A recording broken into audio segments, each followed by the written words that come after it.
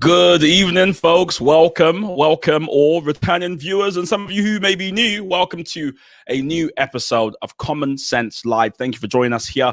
We're gonna have a lot of fun in the short hour we have together. I'm alone today. Unfortunately, Avshan is not with me co-hosting, but we've got some amazing guests who are they're literally in the green room, sipping on their tea and coffee and drinks and waiting to be called on. But here's the thing. I want you, if you're listening, you're watching, I want you to be my co-host, which means I want you to comment, I want you to get involved, and hopefully we can have a back and forth. Last week's live stream was amazing. Lots of people were commenting, getting involved, and it meant we could have a really good conversation. And today is no less. We've got some interesting debates coming up today about Boris Johnson and whether he's going to lead us to freedom. Right? We're going to talk about Ebola. That might be making a comeback. We'll talk a little bit too about Uber, and of course we can't get away from. I forgot the last story, which is embarrassing. Oh yes, the human challenge trials. Big debates to come.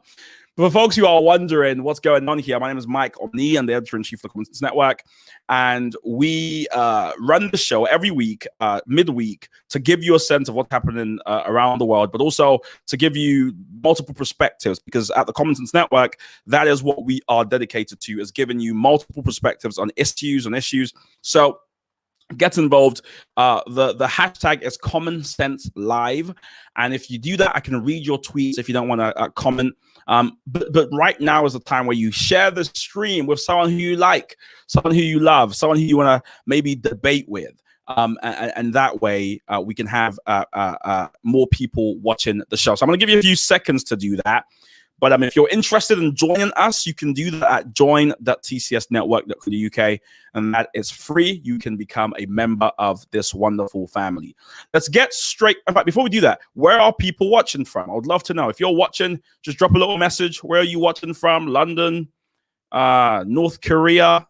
I wouldn't be shocked if you're in the bunker somewhere. You just got to get this show. Let me know where you're watching from. I will start once I get at least one comment. Please, someone tell me where they're watching from. Please. Just one person. Yes? Anyone? No? This is really embarrassing. I see people are live, but no one's telling me where they're watching from. Okay, you can make it up to me later. Let's get straight into breaking news. So the first story I want to talk about is about Uber drivers, because they've just won a historic battle at the Supreme Court. The ruling took place on the 19th of February 2021. And essentially, the ruling says that they should be considered as workers under under employment law rather than solely self-employed. This means that drivers are entitled to minimum wage and holiday pay.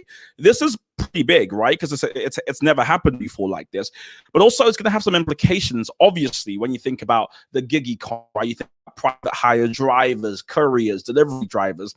Essentially, this could change how that whole industry works. And of course, we'll be watching this very closely, reporting it at Common Sense. Again, you can check out articles written about issues like this at tcsnetwork.co.uk. Now, two former Uber drivers, they took Uber to court on behalf of a small group of drivers because of the way Uber has been treating its drivers. We've all heard rumors about how Uber treats its drivers. In fact, I heard the first rumor when I was actually in an Uber. One of the drivers was complaining to me about the terrible conditions, and I just thought, in my through my Marxist lens, you should organize and come together and stick it to the man. And it happens. I don't know if it was that Uber driver, but they listened, and I'm joking. I'm not behind this. They did it on their own accord, and this suit against Uber was filed in 2016, or in a 2016 British Employment Tribunal, and like I said, it's gone the distance, and now things may change. At this stage, I should bring in one of our guests who I think has a thing for Uber drive. No, sorry, that's wrong. He's interested in this story. I was going to say he has a thing for Uber drivers. I'll bring in Hamish to see, what implications could this ruling have. Hamish, are you there? Come on in if you're there. Would love to hear your thoughts on the story. Oh, I think I'm in. Here we go. You've now brought everyone in. There's a lot of people here. So, you gave it away. Oh man. Yeah, no, yeah, thank you. For folks who are going, what just happened? This is a new software we are navigating. And so Hamish isn't, in fact, the name of a boy band that you just saw come up on your screen. Hamish, one man, who is now on my screen. Hamish, what do you make of the story? Really interesting story. I actually have been looking into it. I think it's a big win for all these workers. But I think the actual court case itself is only applied to these workers, not all the other Uber drivers that are currently working in, which is, I think, a massive thing that needs to be considered. Yeah. I also think it'll be massive to think about in terms of like the self-employed, in terms of within Uber personally, just because like the fact is are their hours going to change? Are they going to have to work like a 9 till 5 and not be able to have that flexibility anymore with Uber? And does Uber need to change its like sort of model? And not just Uber, like things like Deliveroo, for example, it might have to change itself as well. So I think this case is really big, massive case, I think. Yeah, and even though, and just because it's not necessarily, our industry or it's going to affect us, doesn't mean it's not important. Thank you for that, Hamish. We'll, of course, meet Hamish a little bit later when we have a bigger debate about Boris Johnson. The second story I want to move on to now is about this thing, that's been called human challenge trials. And essentially, 90 volunteers who are aged from 18 to 30 with no past symptoms of COVID are going to be paid more than £4,000 to take part in a human challenge trial. And essentially, what's going to happen here is you may know about this already. When I was in uni struggling with money, a friend sent me a link. And he was like, Mike, sign up for this thing, clinical trials. And you get like £2,000 and they give you a small dose of something or they try some medicine on you to see how you react to it. Well, this human challenge trial is somewhat similar to that. Essentially, what happens is the volunteers are given a small or the smallest possible dose of COVID, and they spend 14 days in hospital being monitored and undergoing a series of tests. They'll be paid about, like I said, over £4,000. And the idea is to try and work out how COVID affects ordinary people, so to speak. Now, of course, there's some controversy around this. There's so much we don't know about COVID. Should we really be going into human challenge trials at this time? Of course, COVID has meant that lots of people are displaced, like the amount of people who've lost jobs, who've lost money, it's unprecedented. People have lost careers. For that reason, we know that people are desperate. Is this, predatory practice essentially by, at a time where people are low on income and low on disposable income, setting up trials like this? I want to get Aaron involved in this because I know we've had some conversations about vaccines, about COVID. So Aaron, join me on the screen really quickly. What's your thought on this? Would you take part in this? Yeah, I would actually. I know that I'm slightly immunocompromised myself because I'm type 1 diabetic, but I would. I think maybe the time has come. We've got a vaccine on the way. So the danger is increasingly less. It's less as time goes on because of the vaccine. So why not? I don't think it's predatory at all. I mean, it's all voluntary. It's not as the people need the money, but then everybody needs money. It's easy money as far as I'm concerned. Okay, so you're right. We definitely have vaccines on the way, but on the way too are various strands and strains of COVID that may evade the vaccine altogether.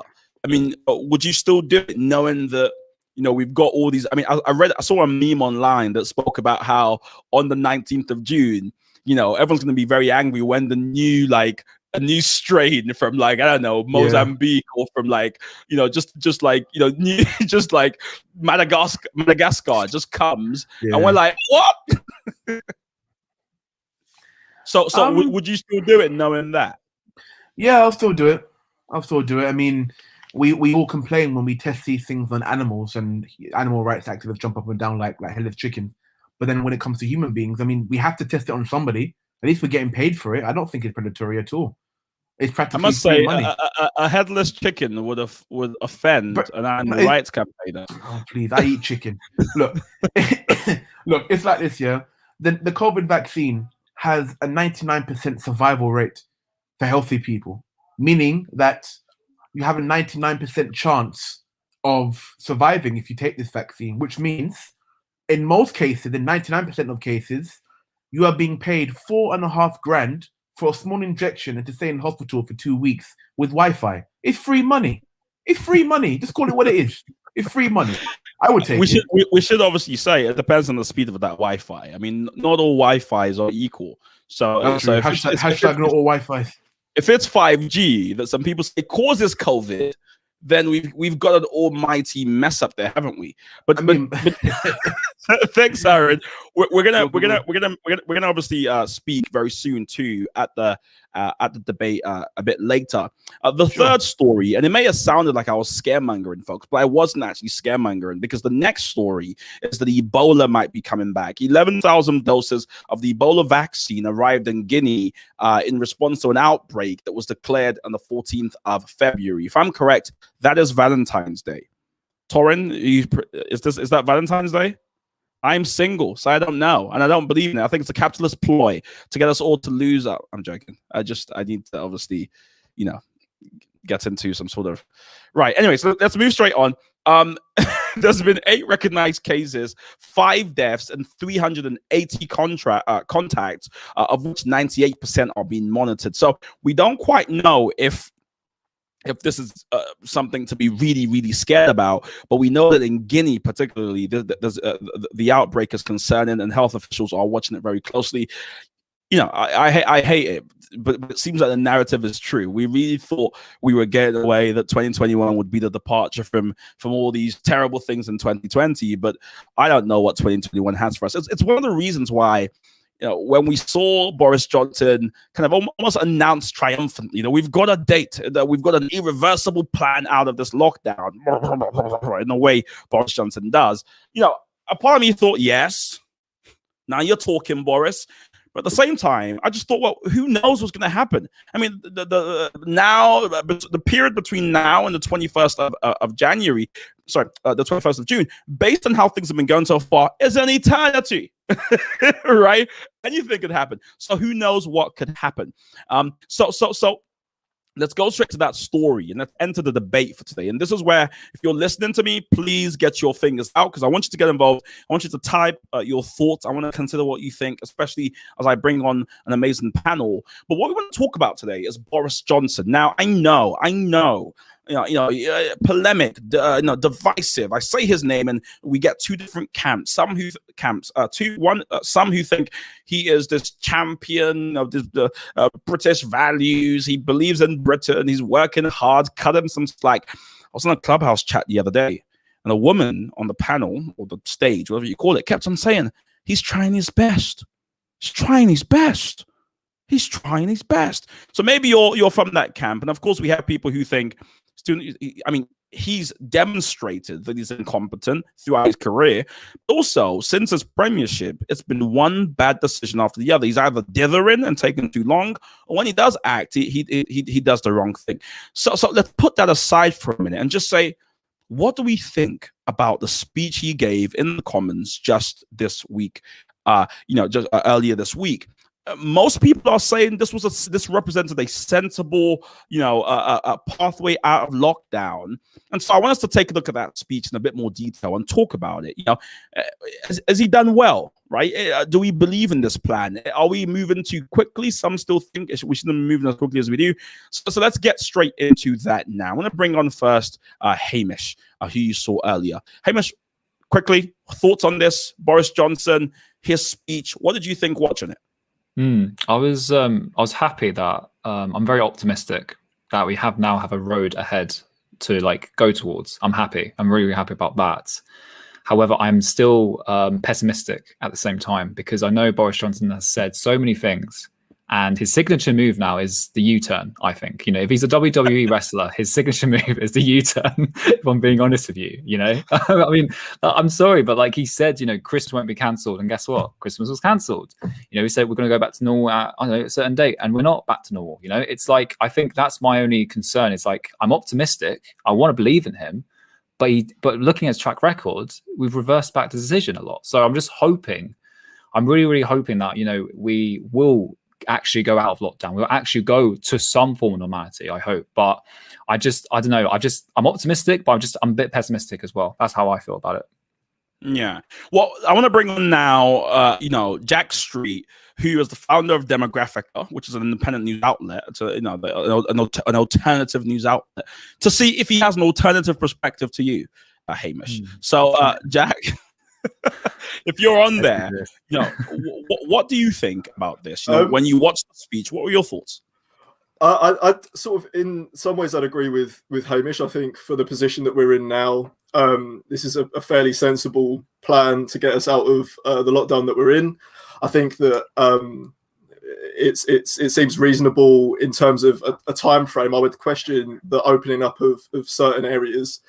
So, for example, the first thing that we're going to do, as important as it is to get kids back to school, is open up schools. But lots of businesses that are very intimate, it's very difficult for COVID to spread in those places, aren't going to be opening up for even longer. That doesn't seem to make sense to me.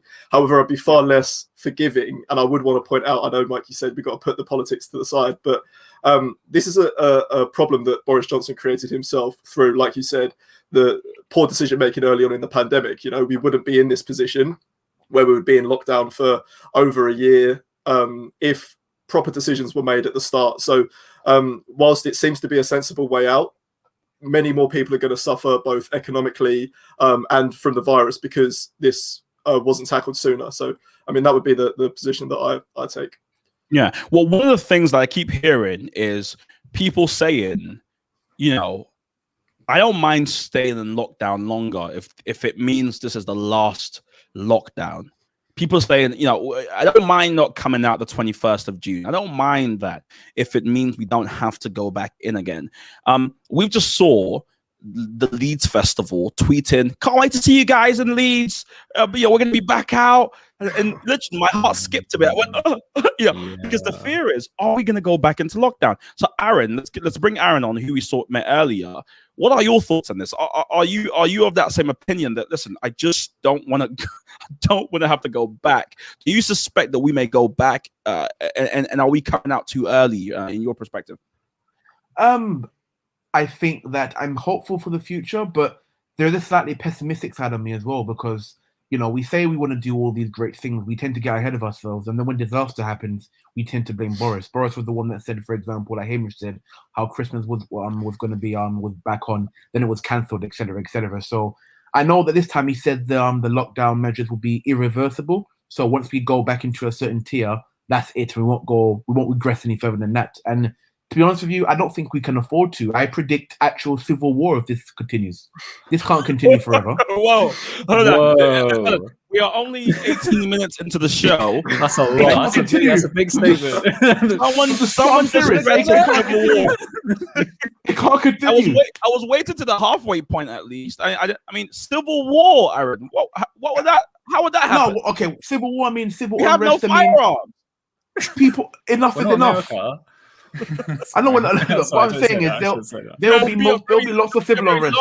A very long queue from London all the way to Scotland. There'll be a lot of civil unrest, lots of it. Boris Johnson, in order to preserve his image, the Conservative Party's image, they simply can't afford to go back on their promises. So if he does break this one, for whatever the reason is, even though we might have certain circumstances, if he does break this promise, then I pity the fool who I can't see that happening, to be honest with you. I think it'd, like you say, be sort of political suicide, and that's why he's given so much time for this to unravel. And let's not forget that there are a lot of backbench Tory MPs that are seriously unhappy with this time frame. They think that businesses should be opening up sooner.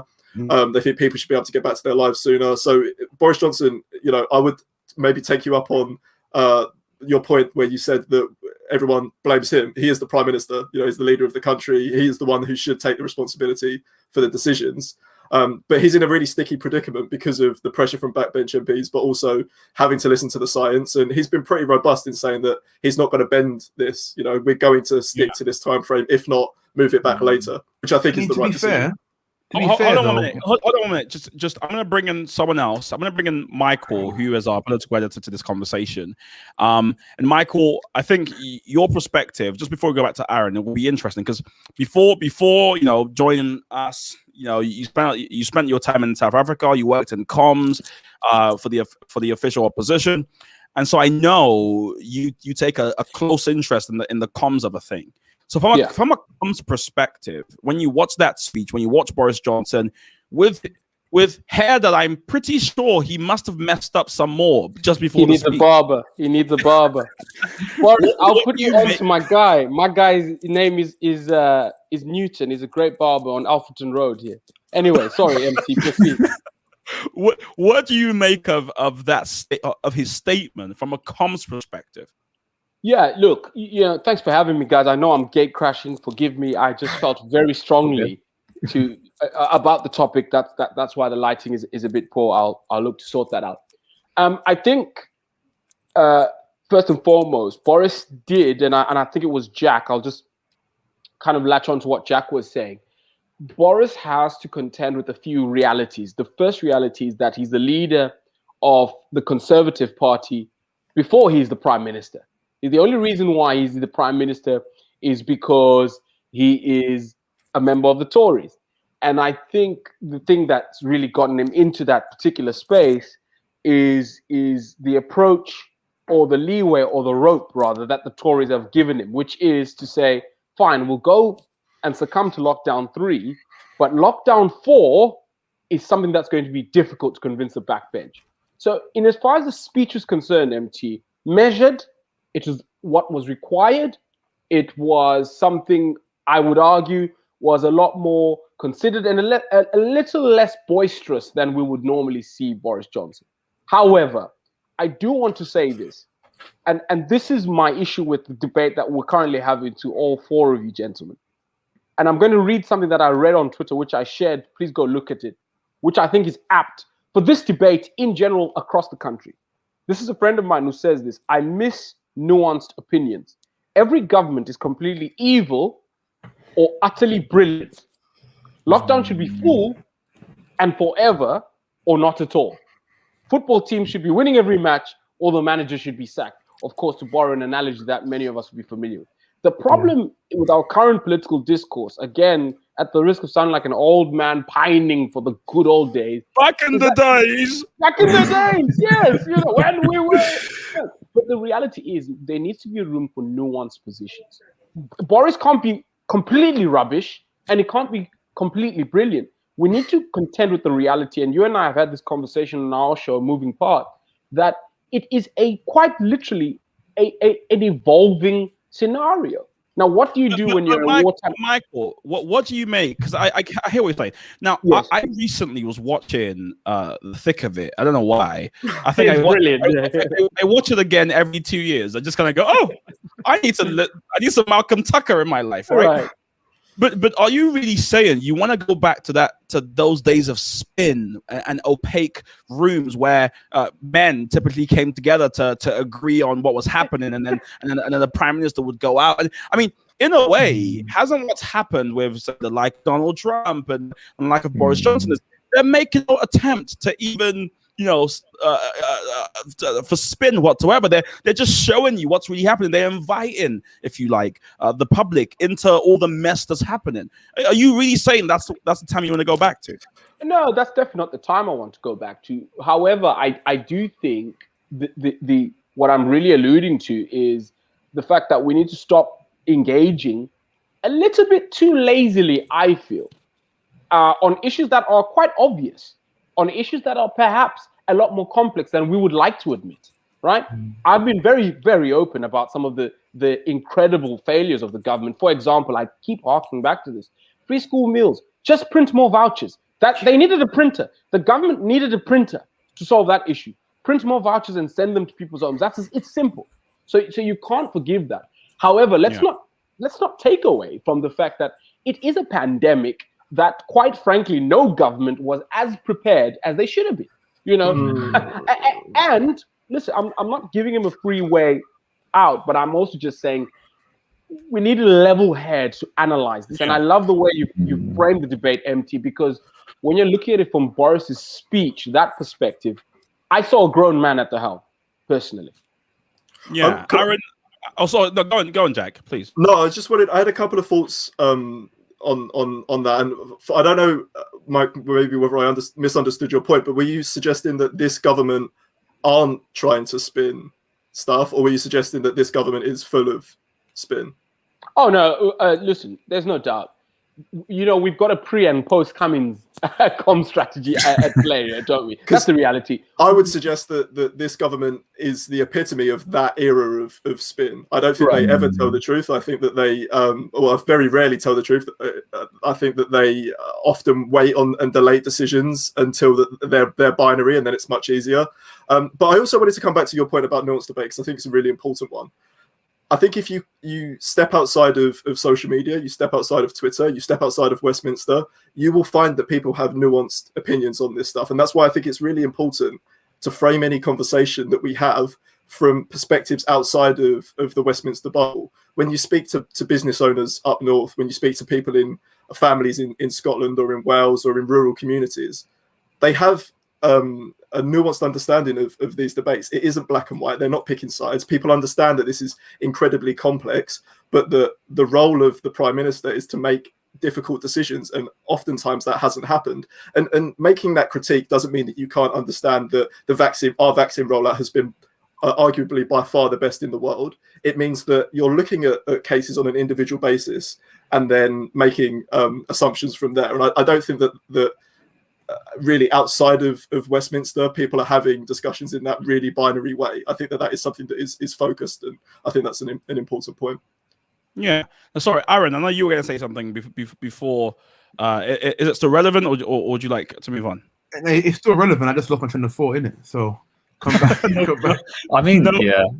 No I can put mine. Yeah. Yeah. Wait, Aaron, do you want? Should I go ahead? Okay, so I would say, it's really, really good points. I think the reason why I don't think the debate is nuanced, which I think I do agree with Michael here. I think the debate needs to be a lot more nuances. I think people want to choose the easy route, and I think blaming Boris Johnson is the easy route, unfortunately. If Boris Johnson, commits his mistake, they want to blame Boris Johnson. Whereas I actually think the people also need to take a bit more responsibility as well.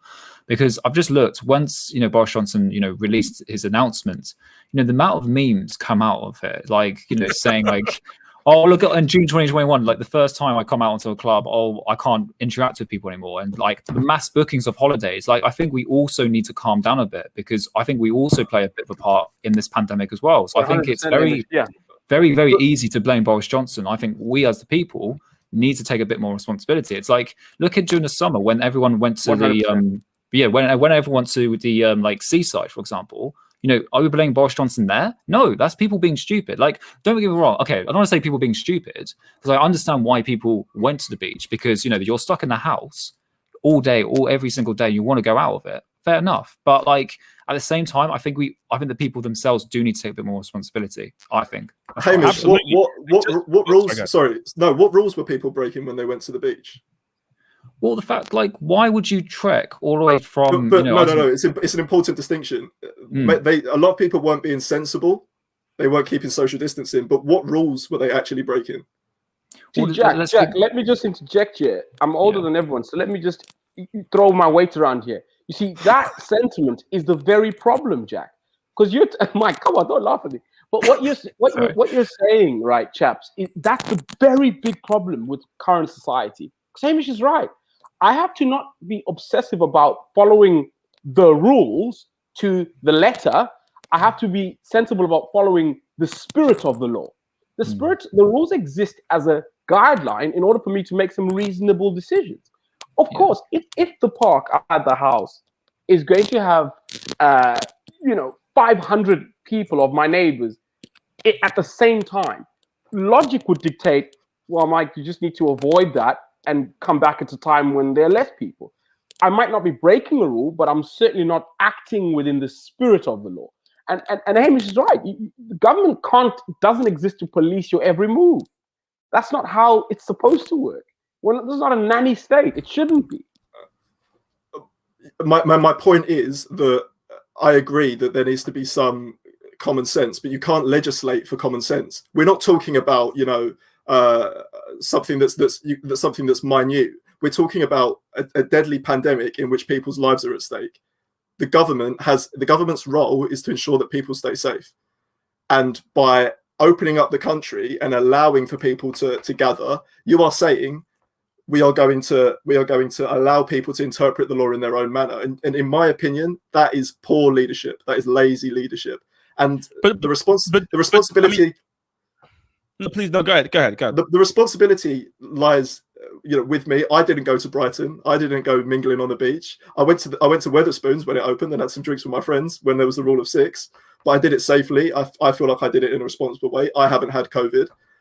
So I interpreted those laws in the way that I wanted to interpret them. But when we're talking about something as serious as this, over 100,000 people likely to have died from COVID-19 in this country, in my opinion, it is the government's role to institute laws that are there to keep people safe, not to say you can interpret the law in whichever way you'd like. So I want to press into some of this, but this is one of the critical memes I saw online, which said, well, how come Boris Johnson's birthday is on the 19th of June and he's announced that lockdown ends on the 21st of June? They're all pretty close together. Is Boris is he making decisions, about based on his own desire to have fun? I never knew that was his birthday, by the way. I just found it funny that and I suspect it's probably the weekend that it's chess, not checkers. but to your point though, because I think one thing that's happened, and one thing we clearly see now, I guess, is a splitting of the British public. You've got some people who are saying, well, listen, he's not going far enough. Jack, you've mentioned Tory backbenchers, but there's a whole group of people. Maybe some are vax, but some anti-lockdown in general, who are saying this isn't the worst thing that's ever happened to the UK. Let's move on, so to speak. And you've got some other people who think, yeah, let's lock down forever, as you're saying. My question is there a place for those people who don't believe in lockdown? And what kind of government would we have if Boris Johnson was to be, heavy-handed and punitive about, people being locked down, not being able to go outside? Surely there's a give and take here. Hence why we're speaking about the spirit of the law. Is that the way? Is there a space for people to be doubtful of the government, to say, I mean, to make the point even clearer, you remember a few weeks ago on the show, and viewers will remember when we spoke about the government checking people at the train station to ask them where they're going. We saw those videos of people at the beach being handcuffed by the government. I mean, surely that's not the kind of country we want to live in. It's not. It's not, Mike. Look, it's what Michael Mpofu said a couple of minutes ago. This is not a nanny state, but it's like, because we see it's so binary now, as in either society's free to open and we're like anarchists, or we're communists and everyone's locked up by default. It's like you have to have some kind of common sense, have some kind of like. I think we're losing Aaron's Wi-Fi if it's just me there. But yeah. Lads, what do you both think about this? Hamish, do you want to go? Yeah, sure. I mean, I think, there definitely needs to be a middle ground in terms of, we can't completely be locked up in terms of just like can't go out at all versus complete and utter freedom where there's absolutely no restrictions. I think there needs to be a definitely middle ground here. But I feel like I'm seeing this whole kind of, this whole, like the whole, are we in this authoritarian state and all this stuff and things like that. But I actually think sometimes when there's a massive risk, sometimes you need to take away some freedoms. I'm not saying I agree with this, but I think in terms of when there's a national crisis, you need to take away certain freedoms. So for all of us to have had this collective good, like I know we weren't living during this time, but during World War II, like, did we see them complaining about the war? Did they see complaining about the fact that we had to go down to the Blitz, for example, or down underground to the train stations when, London was being bombed by, German bombers? No, I don't think we were. So, like, I think in certain, crisis, you do need to sometimes have to take some of our freedoms away and then give them back, I would say. But, like, that's where I sometimes stand. So I feel like there are times where you do need to take away some freedoms in terms of a national crisis. And I feel like the global pandemic right now is that crisis. And I think you need to do that. I know Aaron's going to probably respond to that, but yeah, of course, Aaron. Sorry, I was gonna say in response to that. There's a difference between the two. The difference is very simple. In World War II, there is legitimate, credible threat, as in people are bombing us left, right, and center. Whereas we're talking about coronavirus, with a disease that has a 99% survival rate. Therefore, the risk is less. Therefore, less freedom should be taken away from us. It's not to say that I believe that society should continue on as normal. But at the same time, this is not World War II. The camera is twisted, sorry. This is not World War II. This is not... I know that Piers Morgan loves to talk about how, you know, we're in World War II and how we're crybabies for not wanting to knuckle under. But he can say whatever he wants. He's on like £1 million a year on Good Morning Britain. It's nice, cozy studio. He doesn't have to worry about it. Not like the working class people. This is real life, you know. Yeah, but at the same time, hold on. It's your narrative. Sorry, Jack. Go ahead. It's your narrative. Oh, sorry, Jack. There's a crazy lag on my side too. So sorry for interrupting you, but go ahead, lag. No, Jack. I was going to just ask, whose responsibility is it to look after those people? What do you mean? Whose responsibility is it to look after people on lower incomes, working class people who are being disproportionately affected by the virus? Or do we say we don't have legislation and people can go about their lives and risk dying from the virus, and the NHS being overwhelmed, etc., etc.? Lots of people. You could say the private sector, because the private sector is one hiring those people. You could say it's the government, because the government's supposed to furlough these people up to 80%, is it? So it's a mixture. I don't know how to answer the question directly, but ultimately, if the less people work, it's just not great. And the thing is, with the economy, it's less to do. It's more. It's like, how do I explain this? It's about money, obviously, but it's more to do with human interaction. They're the social costs and the human costs that we don't see when we're talking about coronavirus. People need to be able to establish human relationships. And, you know, as much as I love being on this chat with you guys and talking to my relatives online and stuff, you know, I don't think Zoom or WhatsApp or any kind of electronic means can replace human interaction, which is what the coronavirus has done. This is why stocks in Zoom, for example, have skyrocketed.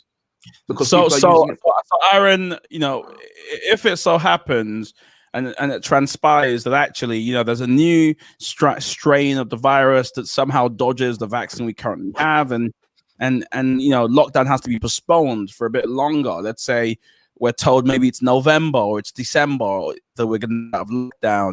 You know, are you going to obey the new measures put in, or in your head is it kind of 21st of June? Whatever happens, that's when I'm leaving. I'm hoping for the best, but I'm preparing for the worst. I know. So what does that mean? Because that sounds like it might rain outside or something. But how it sounds like to me is like this, right? It's a civil war, like you said before. Is that the word? I think there'll be civil unrest. I think there'll be civil unrest because how we're living now with lockdown. How are you preparing for civil unrest? Don't worry, man. I got my water balloons. I got my super soaker. What do you mean by civil unrest? What do you mean by civil unrest, Aaron? No. I mean, like, eventually, you'll get to a stage, in my opinion, where it will come to it where the government will have to make a choice. Either you take us out of lockdown permanently, because we can't continue the way we are now. Okay, I think you look at other countries. Some other countries are completely ignoring the government's lockdown and opening up of their own accord, and the government can't do anything about them because there's so many of them. The government can't shut down everybody. Where's that? The government can't. It's happening in certain parts of Eastern Europe. I need to find the article. I'll send you the article after. I completely forgot. I should have prepared it. You know, like Hungary, I think, or I don't know. Like I know what you're talking about, Aaron. I think it's some places in Eastern Europe. I know. I know a friend of mine who is from, I think Romania. I think it was. I think he's saying that absolutely British people are it's mass disobedience, sensible and peaceable. For that, I mean, Jack, do you think something like that could happen? Where if Boris Johnson says, unfortunately, we've got to extend lockdown for another 4 or 5 months, that you see mass civil disobedience in the way that Aaron's speaking about, essentially a civil unrest? Do you see something like that happening? Theoretically, it's possible. Yeah, I mean, we've seen places like gyms continuing to open because they deem their services to be that important to people, which they definitely are. You know, for people's mental health. I think it's very unlikely, considering the vaccine rollout, how the vaccine rollout's happening. There's been some great news with the vaccine. First dose means people are 80% less likely to transmit the virus, not just to fall ill from the virus, but actually to transmit it to other people. So we've got all this fantastic news, and this is why, you know, there isn't this uncertainty now. Thankfully, there is a roadmap out of lockdown, and if that is stuck to, I think people will start to be happier. But I do think it's important to stress the point, and we can look at other countries as case studies. If the virus was tackled earlier on by the government, we wouldn't be in this situation. So if you're, Aaron, if you're angry about the lockdown and the length of time that it's been going on for, the place to put your blame is in government. Because don't forget that for 2 months, it was government policy to employ herd immunity, to let people in the country contract the virus, and then to allow people to remain open. That was government policy. So I still believe that is where the blame lies. Absolutely. On either side of the debate. I think what really disturbs me as well, if I can make a really quick point, I think the idea of common sense, where the government is a bit lax in terms of we can't legislate against common sense. I feel that it's a double-edged sword, because it's bad in one way that people will abuse it, but it's good in another way where the government is saying we can almost use our common sense. We need to have the freedom to make our own wise decisions. If the government did not allow us to do that, then we would be living in a nanny state. The government would be making decisions on our behalf, which is a fundamental infantilization of its citizens, which is a bad move, because then the government will be saying that it doesn't trust us and therefore it has to make decisions on our behalf, which a lot of people that won't be acceptable. So yeah, one of the most interesting things, and it seems like all my ideas come from Clubhouse, but one of the most interesting things, it does seem to be, yeah. And this was in a Clubhouse chat I was having not too long ago. I was trying to figure out,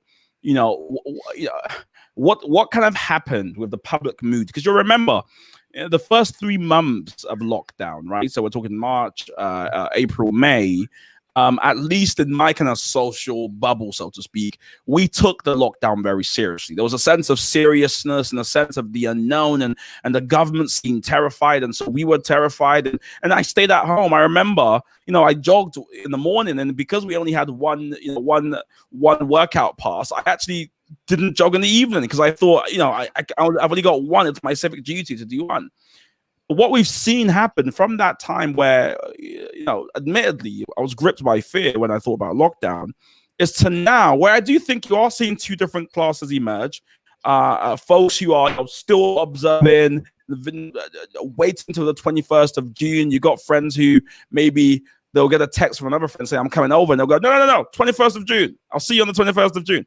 And you've got some other people who are altogether don't care about lockdown. And maybe, I don't want to say students, but unfortunately, some of them do tend to be students who don't care about it at all. What? No. I've seen, I've been on, maybe it's my Reddit threads I'm in, but I'm in a lot of Reddit groups with a lot of students who are not observing lockdown. Some, but hey, okay, we have no data on that, so you could improve it either way. So all I can say is, from what I've seen, it seems as though students, for the most part, especially on Snapchat, are meeting up. But away from that, the question is, when do you folks think public trust began to change? People stopped kind of trusting the government. On what issue? What issue do you think that kind of variance started to show, or that mistrust started to grow? Because I would put it down to public comments, but some say that's just a Westminster thing. Hey, Mish, what are your thoughts on this? Dominic Cummings, straight away. Dominic Cummings. I'm sorry, but if the government should have sacked him. I'm sorry, like, he should have been sacked.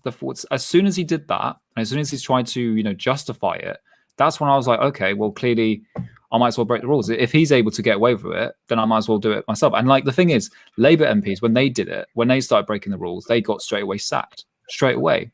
Yet Dominic Cummings, he didn't get sacked straight away. And that, for me, that was when I think the tide completely changed, completely naturally changed. And that was when I think you see, as I've mentioned, people go to the beach, because it's like, if Dominic Cummings can do that, I might as well do it, And that's the thing. And that's when I feel like, I know, hindsight is a beautiful thing, but I do think if, on a counterfactual, if Dominic Cummings got sacked, I think you wouldn't have seen, the anti-lockdown protesters happening. You wouldn't have seen these scenes going towards the beach. And don't get me wrong, yes, there should be some level of common sense, but I don't think, even though common sense should be, a common virtue, it's a very debatable term, because my common sense could be someone else's, ridiculousness. I don't know the right way to say it, but I feel like, going back to it, I think Dominic Cummings is the sole factor of why the trust has changed so massively. 100%. Got you.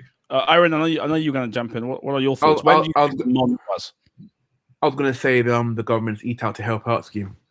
You know, we were all told maybe we dropped the gun a bit too early, and you know, we went on and had, you know, half-price burgers and burritos and this and that. I know I did. And we paid for it with Christmas. And it was as simple as that. It really irked me. That's when I decided to suspect the government, because I actually booked, on a personal level, I actually booked plans to go to a Turkish restaurant for my 25th, and it got cancelled. So that was kind of personal for me, if I'm honest with you. What you thought he did that to you? Well, he did it to a lot of people. But look, I'm getting off topic. What I'm saying is, I think that's when the public trust started to erode, because it showed the government wasn't really flip-flopping. With the Dominic Cummings issue that Hamish mentioned a while ago, I think most people already had an idea of, like, you know, politicians, some of them think there's one rule for them, one rule for us. So they already have that kind of elitist mentality in their head already. So no one really trusts politicians like that in the first place. So it wasn't really a surprise to them. It was just a demonstration of what most people have already known all along. So not many people were surprised. Angry, yes, but not surprised. Well, I guess the hope was, because of the unprecedented situation we were in, which was the term that was being used, the things would be different this time. So when Dominic Cummings came out into the Prime Minister's garden, my genuine belief as a close observer geek was that he would say, "I'm going." So I was genuinely shell-shocked when he was like, "Really? Yeah, I did it." And I was testing my eyesight, and then he just kind of walked back into the thing.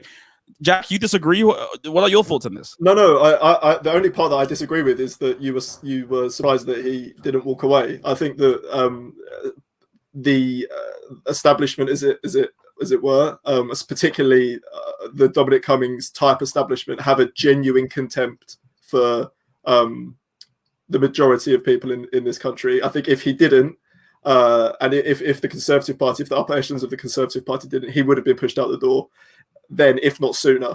I think, you know, Hamish, you're right. I think Aaron, the Eat Out to Help Out is a really, really good example. There were also some other examples of this sort of lack of trust. I think there was an SNP MP who broke the lockdown rules as well. So, you know, sort of looking up in Scotland, this same thing was also happening. It took ages for her to be reprimanded for what she did. We have Stanley Johnson, Boris Johnson's dad, breaking lockdown rules 3 times. Then the Christmas example, I think, is the best one. You know, we were told that we were going to have a Christmas. You remember all of the papers on the front. You know, Christmas is saved. Boris Johnson saves Christmas, and then another U-turn. So there's been plenty of examples across the pandemic of the government not either taking people's thoughts into account, taking the rules that they've created seriously themselves, or actually misunderstanding the rules. Ministers on TV who have delivered their own rules that they supposedly helped right wrong. So there's been a general confusion, I think, among the population, and at some point people get fatigued with those examples and having to follow the rules. Yeah, no, you said something important that I want us to kind of end on, if you like, and it's this idea of legacy, right? And what Johnson's kind of, you know, remembered for, as it were. So we said there, you know, if Dominic Cummings had been fired, had been sacked, had quit, you know, things might have changed in terms of how we think about Boris Johnson. Well, let's suppose Boris is right. You know, the vaccine rollout continues to be successful. COVID stays with us, but it's manageable. You know, the cases are manageable. Hospital beds aren't being overwhelmed. And 21st of June, all kind of measures really are lifted, and we're back to relative normality. What do you think will change in the narrative around Boris Johnson? Do you think anything will change in terms of how people think about him and this whole period? And when he's done, because that will happen at some stage, looking back, I can see Amos doing, oh no, like what's that dog in the advert? Like, oh yeah. My head's so long, it's so bad. Sorry. Yeah. What do you think will change? And yeah, what do you think will change? And do you think anything will change at all? Brilliant question then from our producer. So really, who wants to go first? I'll go first. I don't think anything will change. I think people will still not like what Boris Johnson did. You know, I mean, you know, the families of what, more than 120,000 people who have lost their loved ones. You can never remember. You always remember that, and you'll always remember who was, you know, the one of the causes of it, and that was Boris Johnson. You will always remember the fact that they never. I don't think they have once, in my opinion, and people can correct me here. They have not once, I don't think, admitted they've made mistakes or anything. I don't think they have really admitted mistakes. They actually broke the law, by the way. Like Matt Hancock, or I can't remember say his name here, broke the law essentially to go with COVID contracts. You know, there's so many different things that you will always remember. And I don't think, and you can't just, you know, forget about it. Oh, we're back to normal, blah, blah, blah. It's all good. Like, people need to remember it still. And I think the bigger question is, will people remember? Because especially with the whole our media press is, you know, 83% owned by, you know, 4 or 5 companies, Matt Hand, you know, all the Rupert Murdoch stuff, you know. And I think, like, I don't think Boris Johnson's, the whole attitude towards him will change. But I feel like the newspapers themselves will try and maintain that Boris Johnson is this perfect individual, even though he's done absolutely wrong. Yeah, absolutely. What about you, Jack? What are your thoughts on this? I think Hamish makes some really good points. I think that the COVID will be his legacy, for the reason that Hamish outlined. You know, that those 120,000 families won't be able to move on from losing loved ones that most of them didn't get to say goodbye to, and that's not a legacy that any prime minister will want. Let's not forget that under the current of COVID is Brexit. Obviously something that I'm sure you discuss and we haven't touched on today, but plenty of communities are being not only impacted by not having business from COVID, but also not having business from because of Brexit, because of the impact of Brexit. We look at the fishing community, a community that was promised it was going to have this new golden age that is losing millions and millions of pounds every week because of the Brexit decision.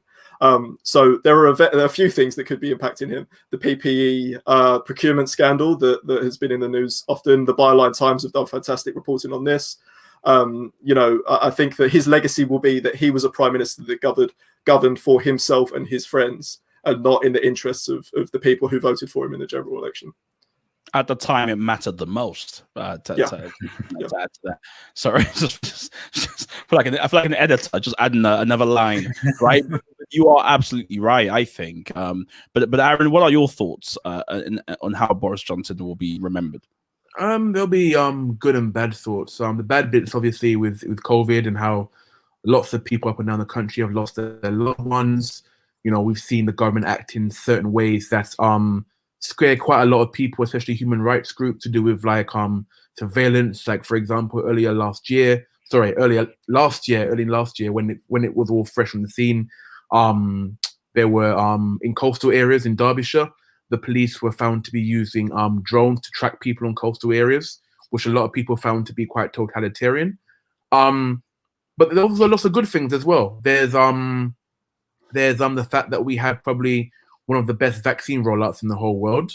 Let's not forget the reason as well why Boris Johnson was voted into Parliament in the first, and the Conservative the only party who were determined to get Brexit done, whereas all the other parties were simply very all over the place, indecisive or firmly against it. So that was probably the main reason. They won by a landslide victory. So I know that COVID is probably going to overshadow all of that.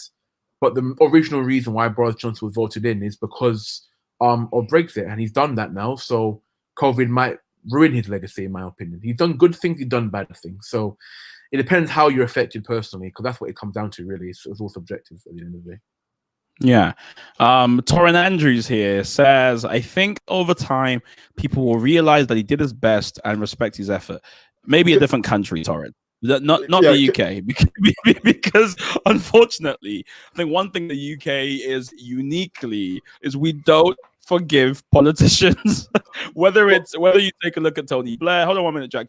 Just whether we look at Tony Blair or look at Gordon Brown. I mean, I've been again on a Clubhouse chat. Oh, is Clubhouse paying Mike for this? but I've been on Clubhouse rooms where people say, Gordon Brown was a terrible man and he ruined the country, and Tony Blair ruined the country, and Thatcher ruined the country. Everyone ruined the country. Especially, the only thing that changes things is what kind of political group you side with. There are some who think Boris is doing a fine job, and I don't suspect anything that's happened will change their mind, and vice versa. I guess the question is whether we have a growing, center ground of politics, if you like, that do what Michael and Pofi said earlier and what everyone agreed with, which is engage with nuance, right? And, paint Boris Johnson in the light you kind of did, Aaron, which is he did some good stuff, but he also did some woefully bad things that unfortunately folks can't forget. Jack, I'm going to let you have the last word here, but you got to be short. But go ahead. All I wanted to cover was that the line that I've seen a lot of people suggesting that Boris Johnson is either doing his best or has done his best. And if we take it as it is, if he has done his best, it is woefully bad, and we're in serious trouble for the next 3.5 years. That's all I'll say. Yeah, someone said that he did his best, but his best wasn't good enough. Folks, what do you think? If you're listening to this conversation, maybe you're doing your ironing. Well, who does ironing at 7 p.m.? I don't know. Don't know why that came to my mind. Maybe you're eating lunch. No, not lunch, dinner. Whatever you're doing, let me know. What do you think, Long Boris? day. Long day. Can you tell I'm hungry? That's the question. No, it's been a long day, but you tell us, what do you think Johnson's legacy is? In a sentence, in a line, how do you think about Boris Johnson? I asked this question to a friend the other day because I was thinking genuinely, I was thought to myself, what is Johnson's redeeming quality? Because when I was younger, and he was kind of the mayor of London, and kind of just like an outlier, if you like, in politics, I just find him kind of funny and kind of like ha, nice guy on the side. But when he's presiding over an avoidable number of deaths, and we're talking about decisions that affect family, I know people who've lost family members who never got a chance to say bye, and the back and forth, and this idea that Cummins could go on a leisurely trip, whereas if I wanted to go see someone dying, that's not allowed. It's like, hold on a minute, there's a double standard there. So my view of him changed. He became very not funny when he took over as prime minister, and his decisions actually affected bodies and lives. But I have no doubt it will be checkered, it will be mixed, and that's okay. Folks, I want to thank you for joining us today and actually being a part of this debate. It was fun, it was lively. I know COVID is boring, and it's depressing to think about. The reason we decided to focus on this topic is because the announcement just came, and we do now have a path to freedom, as it were. No doubt that path has lots of landmines, and even yesterday, Boris Johnson had to clarify to a newspaper. The Mirror picked it up, and he said, if cases do rise, then we won't be leaving lockdown. I mean, this isn't some sort of, we're tied to this way and we can't leave. He says if cases are rising, come the 21st, if cases are rising, if we've got a new strain, then we may not be leaving on the 21st. So folks shouldn't think it's just a walk in the park now. I saw Piers Morgan tweet, 119 days till freedom. And I said, well, Piers, it's not very helpful. But then again, that's not Piers' job to be helpful. It's these jobs to get higher ratings. Anyways, we'll leave it here.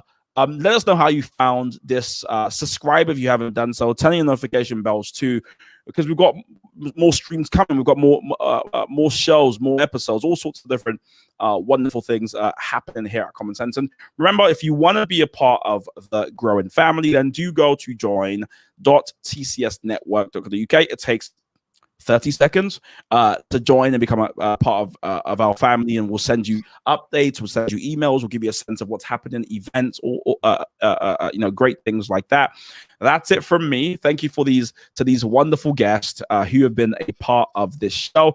I really wished we had Afshan with us, of course, but no doubt she will be back with us very, very soon.